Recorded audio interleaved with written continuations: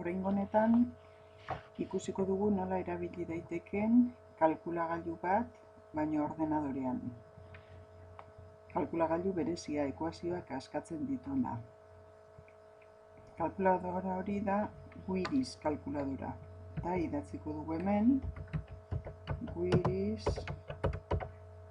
kalkulagailua euskaraz. Hori jarrita, lehenengo eskaintza da gu behar duguna. Bueno, zuzenean sartu zaigu, baino askotan arazo ematen dut ez da sartzen, eta orduan hemen, ikon honetan egin behar da klik eta baimena eman behar zaio. Oain, baimena eman zaio eta funtzionatuko da. Kalkuladora honek denetatik egiten du, baina orain interesatzen zaiguna da ekuazioa ebatzi. Orduan emango jogu botoi honi, ekuazioa ebatzi, eta esaten du ebatz. Zer? Ekuazio bat idatziko dut. Bixa gehi bat, eta berdin, zerbait erresa jarriko dut. 5 adibidez. Ematen badiot honi, soluzio emango dit. Ikusten duzute, soluzioa dela 2. Berriro beste ekuazio bat ebatzi daiteke. Zailagoa.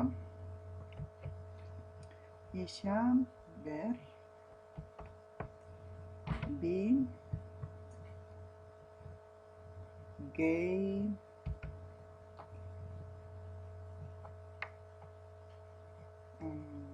5 ixa gehi 6. Berdin 0. Ematen badiot kalkulatzeko, 2 soluzioak ateratzen dira, -3 eta -2.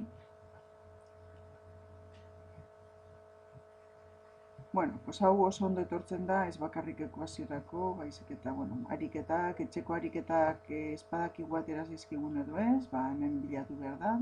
Dagokigun funtzioa, hemen dago edizioa, eragiketak, simboloak, analizia, matrizeak, unitateak, zueko indi matrizeak ez dituzut ikusi, baina, kombinatoria ez da. Baina ikusten duzut hemen gauza asko dagoela. Egokiena eragiketak. Eta bestela informazioa lortzen da honekin. Honi ematen diogu eta ateratzen zaizkigu funtzioak eta behar duen. Aber erabiligarria egiten zaigun.